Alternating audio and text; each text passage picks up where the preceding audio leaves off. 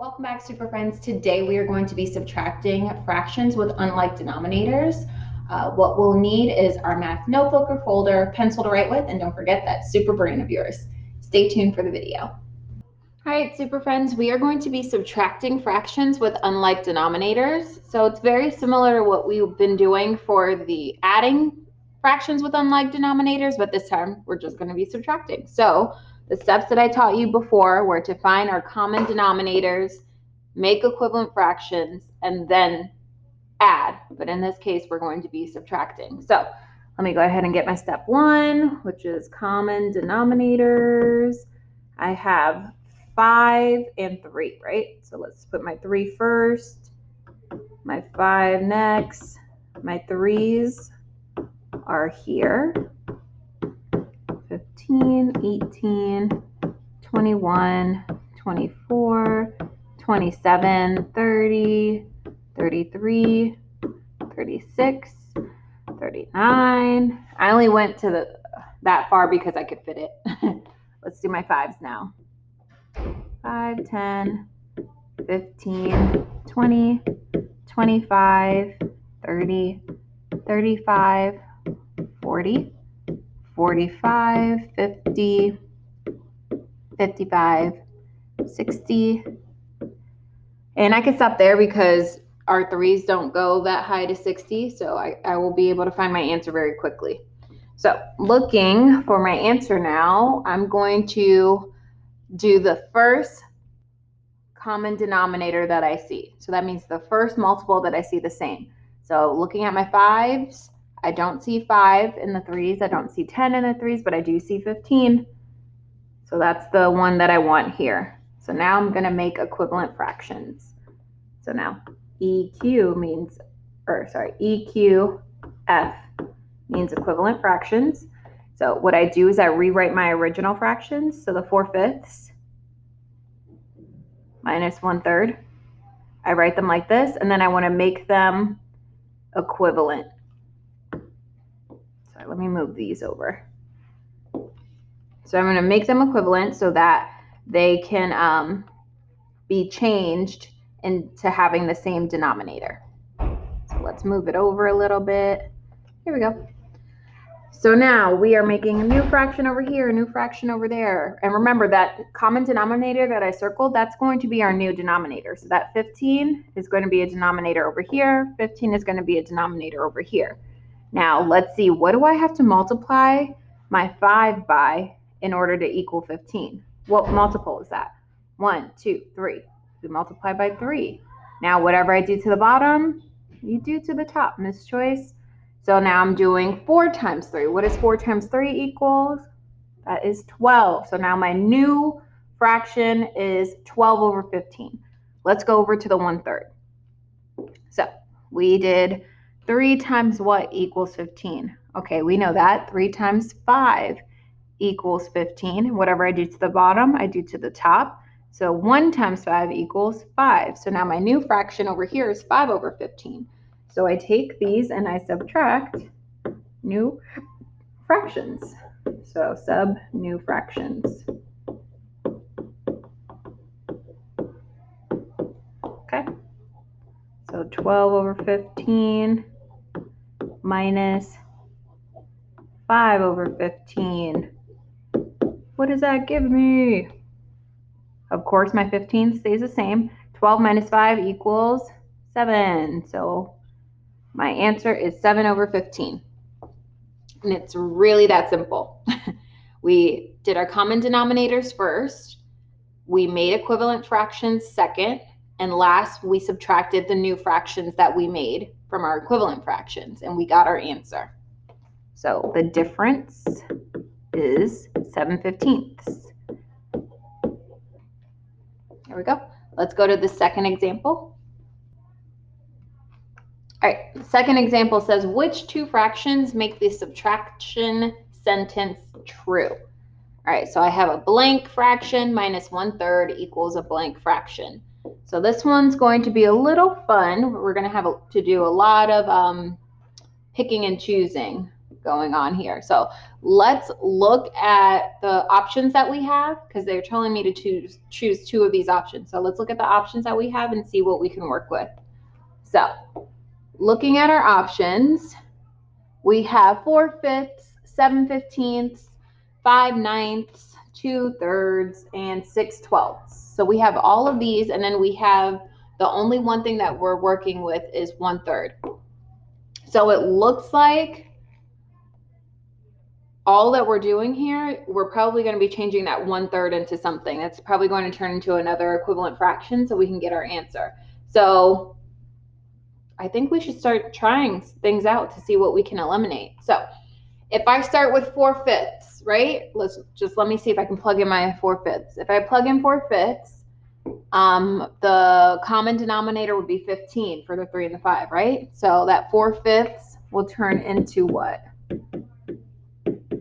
It will turn into 12/15, right? So then I would have 12/15 minus, and then that 1/3 will turn into 5/15. So 5/15 here. And what would that equal? 7/15. Do we have 7/15? No. Can we change that 7/15 into something else?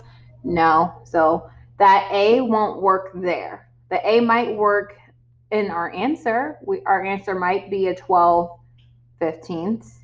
I don't know what we would be starting with, but it could work that way. Oh, wait, I'm lying. We do have a 7/15. It's right here, it's B. Oh, I think we just solved it. So it looks like we have A and B going. Let's try some other ones and see. So far, it looks like that's it, because our 7/15 is there, and then we already used our 4/5. That's looking pretty good. Let's try the 5/9.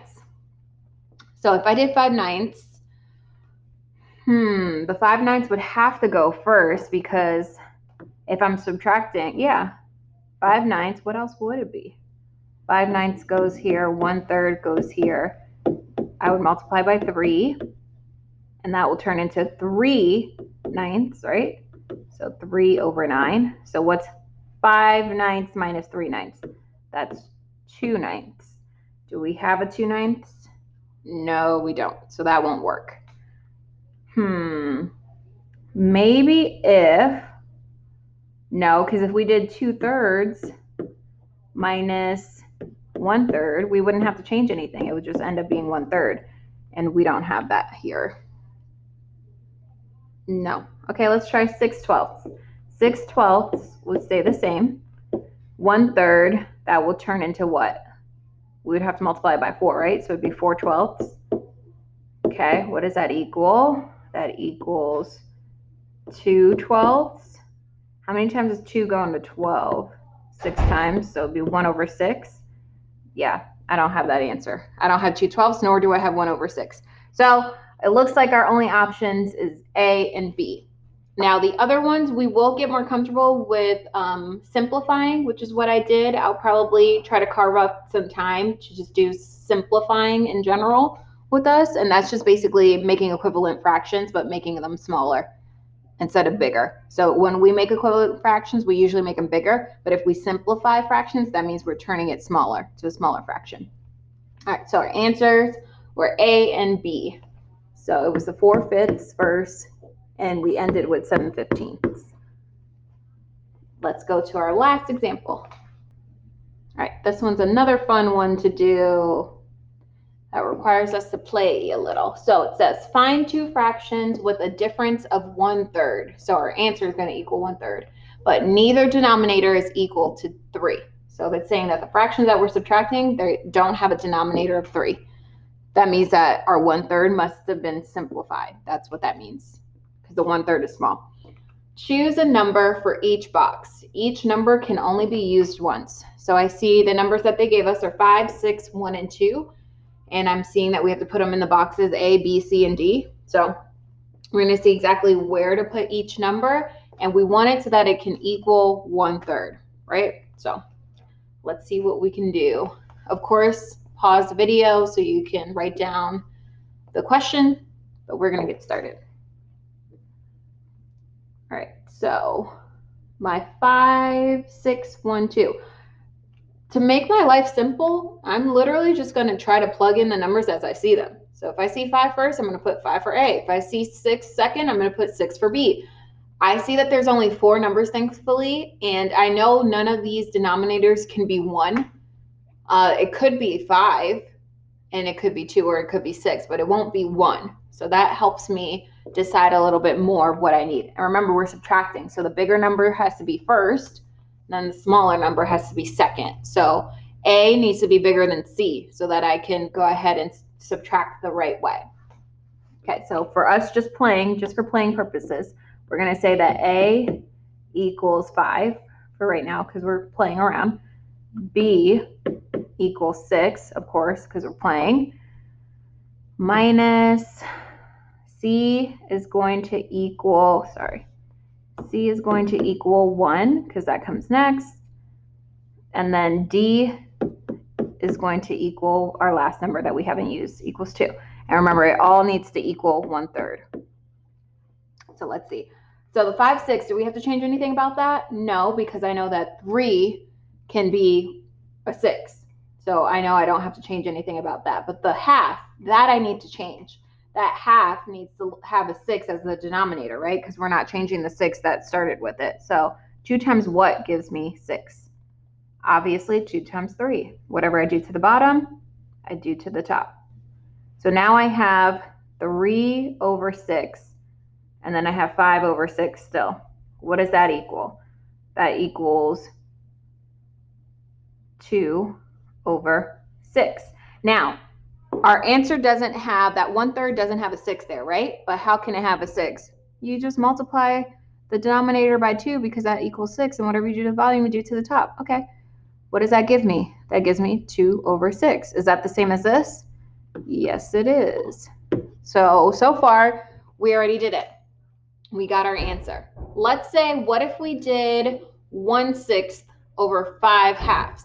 That wouldn't make any sense. Normally, they're not going to give us an improper fraction. 5 over 2 is improper, meaning that it's a whole number. It's like a mixed number. If I simplify 5 over 2, it would be 2 and 1/2.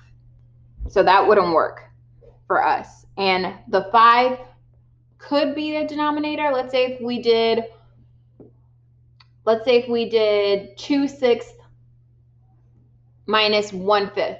If we did that, we would have to change our denominator to be 30, right? Because that would be the common denominator. So if we did 2 times 5, that would give me 10 over 30. And if we did 1 times 6, that would give me 6 over 30. 10 minus 6 equals 4 over 30.